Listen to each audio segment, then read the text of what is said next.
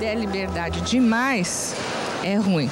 Eu sempre procurei criar meus filhos, eles tendo o direito de falar, e sempre com respeito, sempre com muito respeito. Falar o que sentir vontade, mas com respeito. Olha, eu acho que hoje em dia, infelizmente, a liberdade está sendo confundida com libertinagem. Eu acho que a moçada de 14, 15 anos já está sendo um pouquinho mais precipitada. Hoje eu tenho 27, eu acho que a gente já veio numa geração que as coisas já estavam um pouco adiantadas. Eu acho que hoje em dia a criançada não sabe o que está fazendo. Eu acho que os pais têm que prender mais, porque está muita violência na rua, muita doença infecto-contagiosa. Eu acho que o pessoal não está tendo consciência. As crianças são muito crianças ainda para assumirem papéis de mães e pais. Então eu acho que, infelizmente, essa liberdade está sendo prejudicial no dia a dia. Mas a gente tenta criar com liberdade, mas com autoridade. Eu acho que isso é essencial. Acho que sempre com abertura boa e com muita sinceridade, sempre acostumando eles a dizer sempre a verdade. Esse é o meu lema com os meus filhos. Com muita conversa, muita liberdade, mas liberdade com limites e responsabilidade. Hoje em dia não tem modo correto, nós somos perdidos sem parâmetros. A gente mudou o que estava antes por uma liberdade total, agora a gente está perdido, não sabe se voltar como estava antes ficar ruim e a gente não sabe qual é o caminho. Toda atenção, amor, carinho e procurar participar do mundo deles, né, da evolução deles, ou seja, manter os nossos valores, né, que são, acho que para qualquer fase, para qualquer época, os valores, né, de idoneidade, respeito e respeitar o deles, não ter que obrigá-los a vir para a nossa fase, mas a gente tentar participar da deles. Pois é, o debate é tão bom que a gente fica aqui, rolando e debatendo e a gente continua. Muitas declarações perfeitas. E aí eu fui para o intervalo comercial deixando você para responder se hoje você deixaria sua filha dormir com o namorado em casa. Certamente não, mas certamente não. Tem motel. Para que vai em casa? Sabe, imagine o seguinte, eu tinha 4 filhos homens, tá? Se cada um que toca de namorada, como que toca de camisa, vai levar para casa, minha casa vira um bordel. É verdade. Vira um motel, vira uma bagunça. Então, desde que não tem um compromisso, que Isso a coisa é tão normal, por que não vai na casa da namorada? Porque o pai dela não vai deixar, então não é uma coisa tão certa. Uma transferência de responsabilidade? Eu já tive uma saia justa, eu vou tentar falar da maneira que eu puder. Pô, meu filho namorava uma menina, tá? Ela engravidou. E disse, se meu pai souber, ele me mata. Sobrou para quem? Pro pai. Sobrou para mim. O pai do filho. Sobrou para mim. E se ela morre quando fez o aborto? O que acontece comigo? E se eu sou contra o aborto? É uma confusão. Agressão que é a mim. Olha, se o pai dela descobre, em vez de matar a filha, mata a mim. É uma responsabilidade que você não tem que passar por essa resposta, né? Já que você já tem essa conduta, não pode brincar. Eu acho que o jovem, ele é muito independente até a hora que ele entra numa fria. Aí ele corre para a beira, para a calça do pai. E com relação à liberdade ou libertinagem, que na verdade... É uma verdade, virou bagunça. Virou bagunça.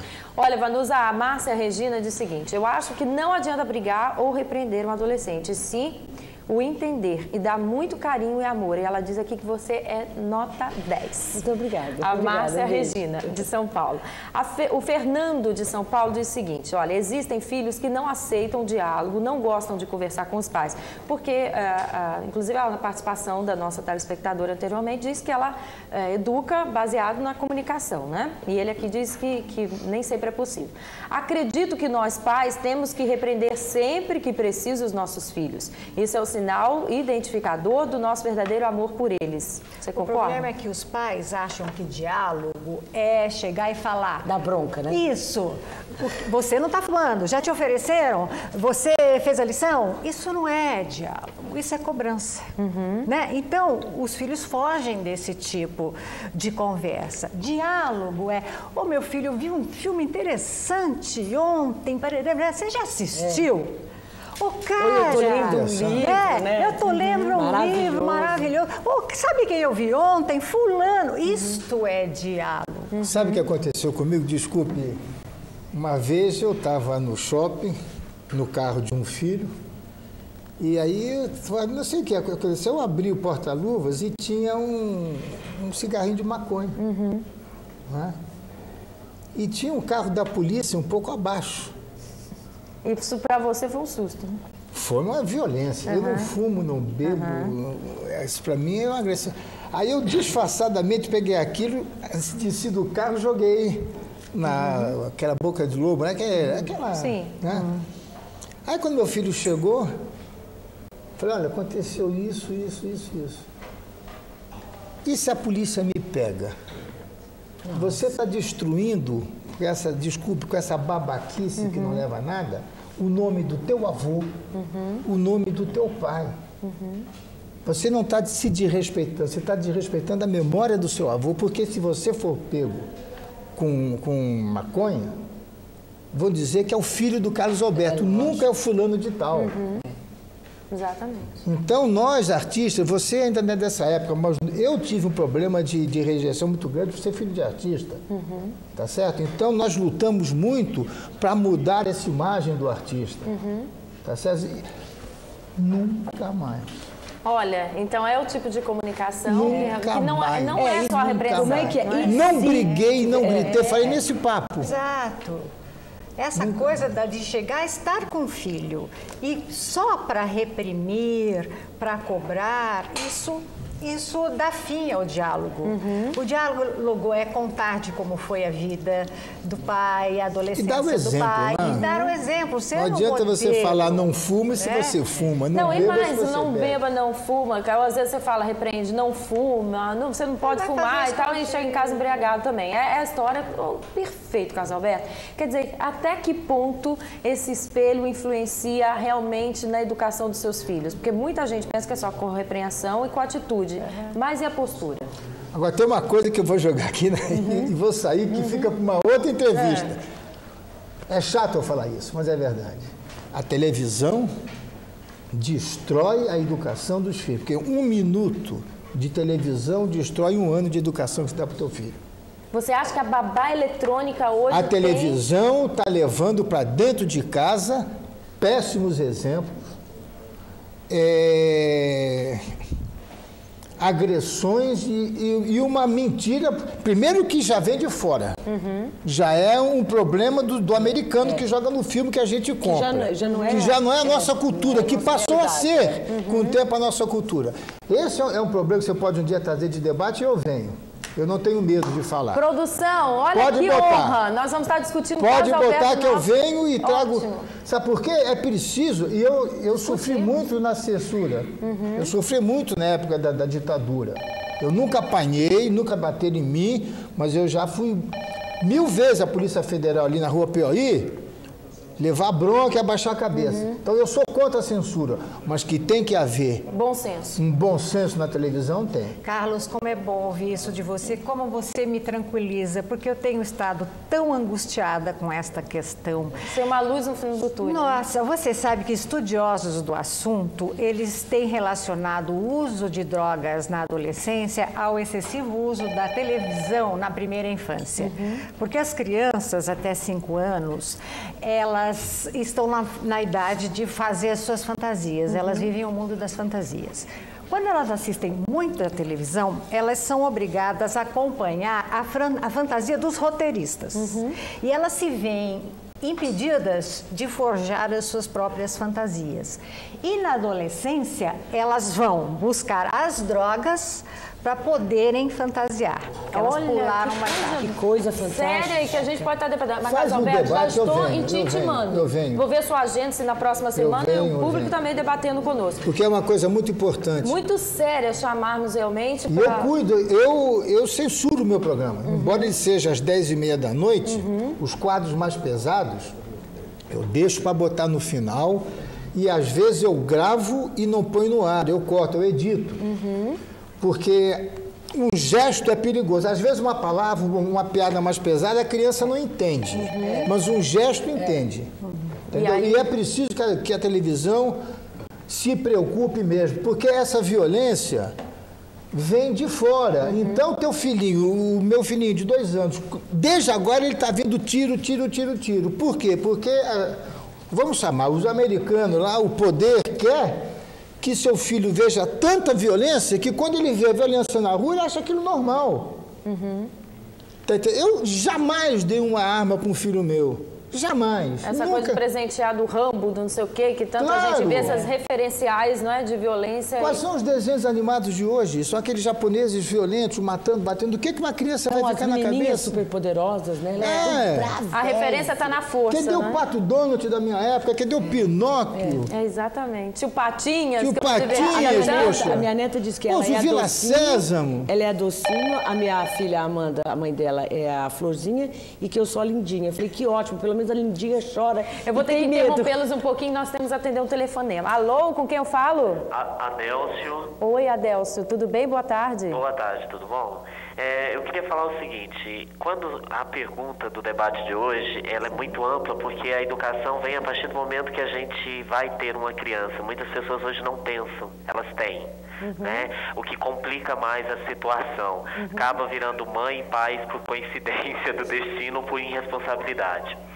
E eu queria falar com o Carlos a respeito do seguinte, você teve medo, preocupação do futuro e com os filhos, no início da entrevista você falou, e depois você teve a sensibilidade. Então, eu percebo que educação também é a percepção. Porque não adianta teorizar muita coisa e não vivenciar ser pai, não vivenciar compartilhar, porque às vezes se ensinam muito e acaba não tendo esse diálogo que a psicóloga sugere, né? De estar com os filhos, de ouvi-los, de acompanhá-los, de ser amigo. Aí o filho acaba buscando em outra pessoa o que ele não vê no pai.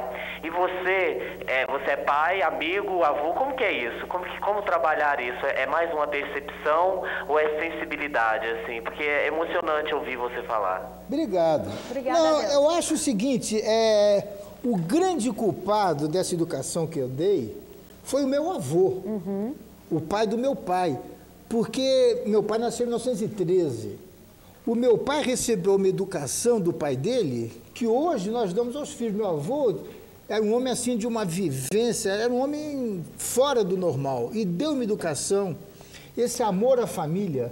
Aconteceu uma coisa comigo. Deixa eu só te pedir licença, despedir do Adélcio, que eu preciso liberar a linha, porque me parece que tem 3 pessoas esperando. Obrigado pela sua participação, então, Adélcio. Eu só queria falar só mais uma coisa com a psicóloga, que ela estudou sobre isso, a respeito da falta de cultura, porque às vezes a falta de conhecimento não faz com que a gente coloque em prática o que é realmente compartilhar uma vida com o filho. Eu queria que ela comentasse sobre isso. Obrigada, querida. Daqui a pouco ela já te responde. Desculpa, só para você concluir, cara. Não, eu fazia muitos shows com Golias, na época da Família Trapo, da TV Record aqui, onde eu vivi uns anos maravilhosos, nesse prédio aqui. E eu viajava muito naquela época, não tinha videotape, então você fazia um programa aqui, fazia um programa em Belo Horizonte, programa em Manaus, né? E eu viajava muito. Um dia, Helena, eu cheguei em casa, o Maurício, meu caçula, ele devia ter uns 8 meses de idade, eu fui pegar, ele se afastou de mim. É mesmo? Sabe o que eu fiz? Peguei o telefone, disse, Golias, eu não viajo mais, acabou. E nunca mais eu fui fazer show. Então eu não vou perder meu filho para ganhar um pouco mais. Acontece que eu vivi Mas isso. você precisava. Eu vivi isso e eu não pude fazer Você precisava. Isso, né? Eu, graças a Deus, eu tinha um salário bom aqui na Record, eu tinha a família Trapo. E quando não se tem opção, como é o caso da Vanusa? Tem que trabalhar. A criança tem que comer. Você viveu isso dentro da sua casa, da criança se afastar? Eu vivi uma coisa pior até, porque assim, elas estavam maiorzinhas e eu, naquele afã de preencher a falta que eu achava que eu fazia, eu trazia muitos brinquedos, muitos presentes. E uma vez eu fui fazer uma excursão no Nordeste, e sabe quando você volta acabada, cansada, eu nem lembrei de comprar. Eu cheguei louca para vê-los, abrir a porta. Mãe, o que você trouxe? Eu trouxe eu sou a sua mãe. Eu fiquei louca. Aí eu cortei e foi nessa época.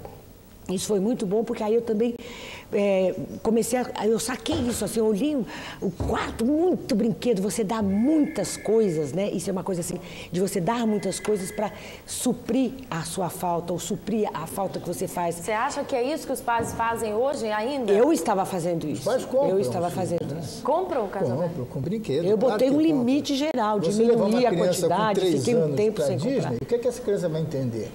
Eu acho que nada. Um pai dar uma moto para um filho com 14, 15 anos, ele quer ficar livre do filho. É lógico. Estou errado, doutora? Ele quer ficar livre do filho. O pai que pega um carro do filho, o filho pega o carro do pai e o pai deixa, depois não vem chorar que o garoto morreu. E você está participando aí conosco através da nossa enquete que nós estamos realizando pelo www.redemulher.com.br/pauta livre juntinho. Eu já quero, inclusive, colocar, viu, na tela. Vamos chamar? Vamos colocar. Eu quero saber, bater na criança faz parte de uma boa educação? Precisa repreender dessa forma? Eu quero mostrar para vocês. Mas antes, quero voltar à pergunta também que o Adeilson fez para você. Não é que ele disse, será que não é a falta de conhecimento na hora de educar esse filho que dificulta também? Olha, ele me fez uma pergunta excelente, excelente. Cultura não é importante. Uma vez eu tinha um pedreiro em casa, sabe, Adelson? E ele me perguntou assim, doutora, o que eu faço? Eu trabalho demais, eu chego de madrugada, o meu filho está dormindo, eu ainda saio cedo, ele está dormindo. Ele tem 4 aninhos, ele não me vê, o que eu faço? Aí eu perguntei para ele, bom, antes de eu falar o que você faz, diga para mim o que você tem feito para marcar a sua presença, para dizer para o seu filho que você gosta dele. Ele falou, doutora, é o seguinte, eu chego no quarto dele, ele está com um tênisinho que ele vai pôr na escola, para ir à escola, então eu pego e amarro um cordão do tênis no outro e deixo os tênis presos, amarradinhos, porque assim quando ele for levantar para ir para a escola, ele vai lembrar que o papai passou aqui, que o papai pensou nele, que o papai passou aqui, e ele vai ver o tênis preso, vai se lembrar de mim. Aí eu falei, olha, meu querido, você não precisa fazer mais nada pelo teu filho. Você já está dando o melhor de você. Toda manifestação de amor, né? Toda manifestação de amor. Olha, bater em criança educa, nossa enquete, eu já quero dizer o resultado parcial. Eu, na verdade, falei errado. Falei que era 80%, mas são 60%. Acho né? que vale. Que acha que vale. Olha, a gente mostra lá a nossa enquete que está na nossa página na Rede Mulher de Televisão, no www.redemulher.com.br/pauta livre. Para essas pessoas, 60%, a maioria, né? Já tá 60% e 40% diz que não. Tá vendo, Carlos Alberto? Muita gente está educando dessa forma, né? Isso explica um pouco a violência que a gente vê nas ruas, né? E aí essa coisa, olha, o Daniel de Alphaville, você está morando em Alphaville? Mora. Né? Há 10 anos. É isso mesmo. Seu vizinho lá.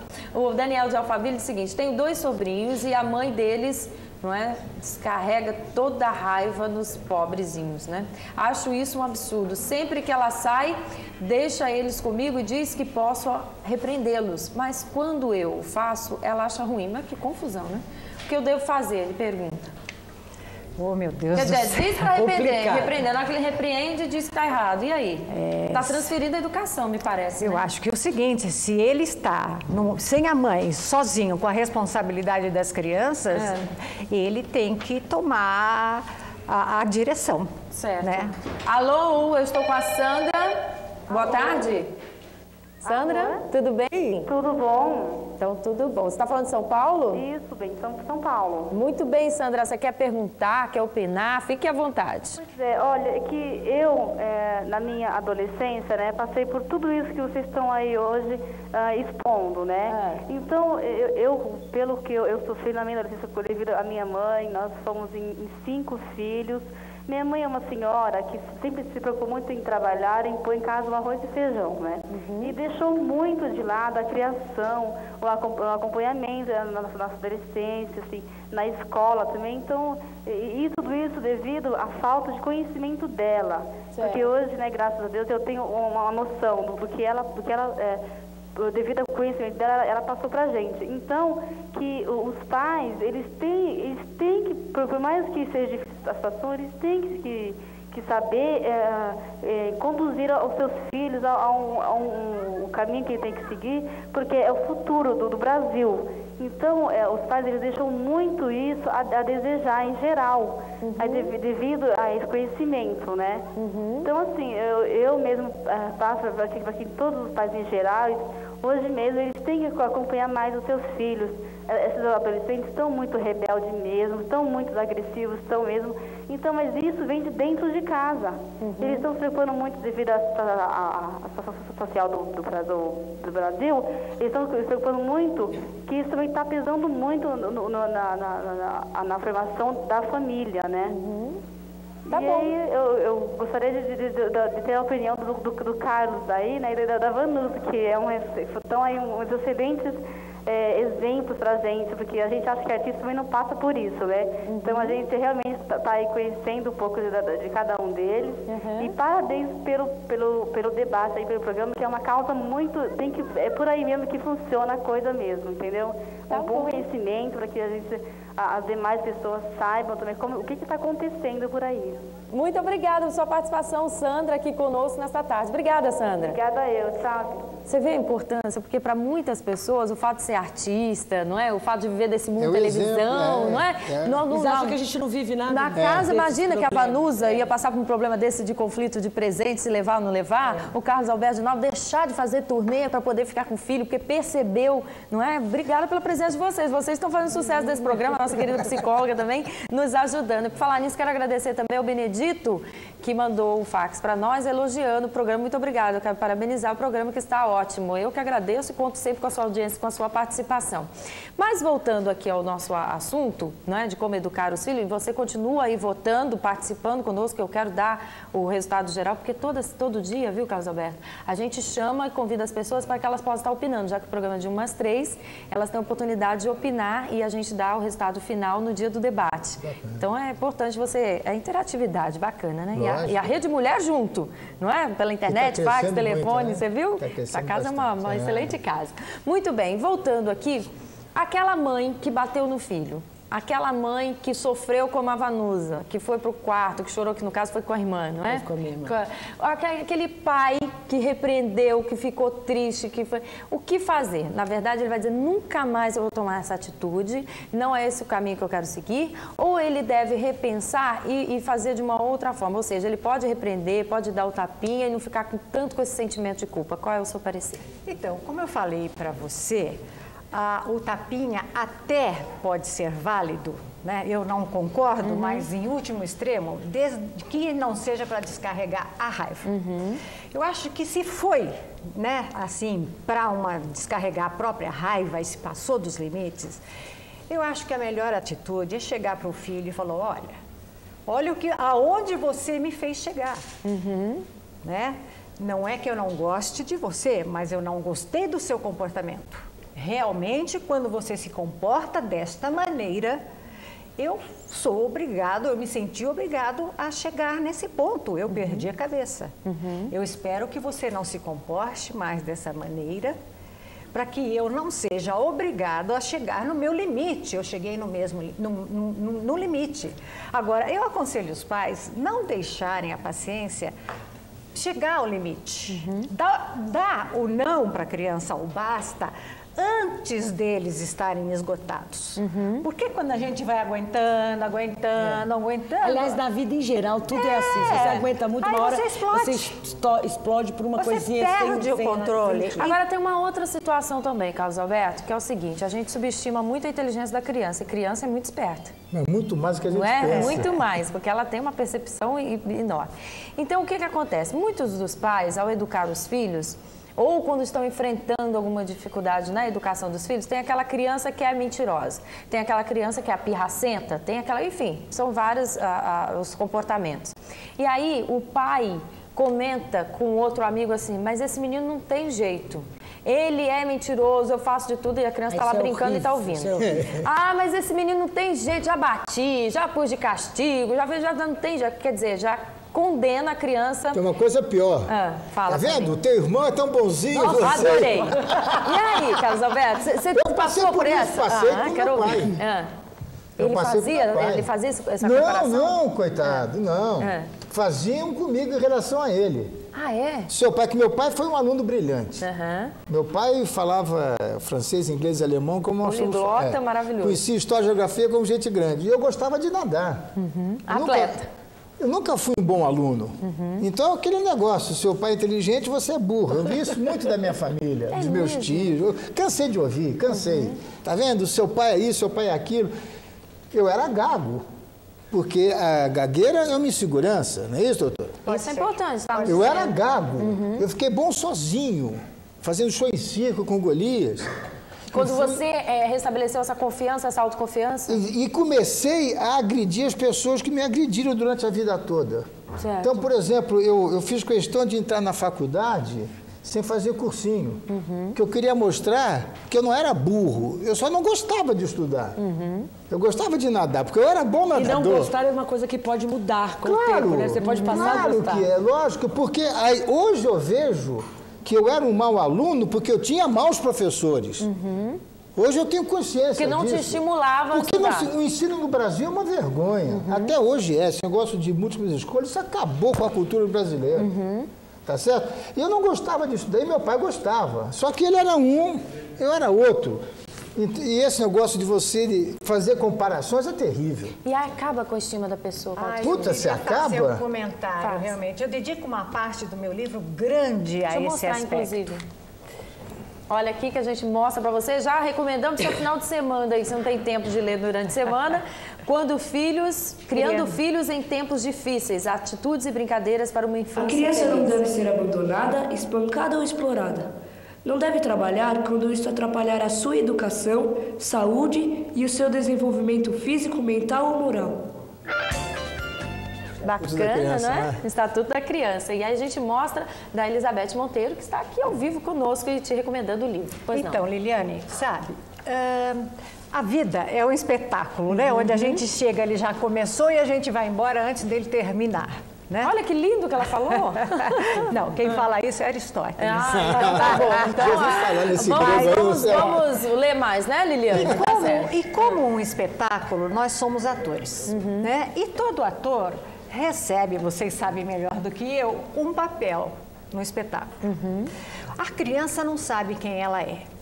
Quando o pai diz ao filho, você é um incompetente, você é um burro, você é um chato. É este o papel que ele vai desempenhar neste espetáculo. Porque ele vai acreditar no que o pai está falando para ele. E ele vai se comportar sempre desta forma.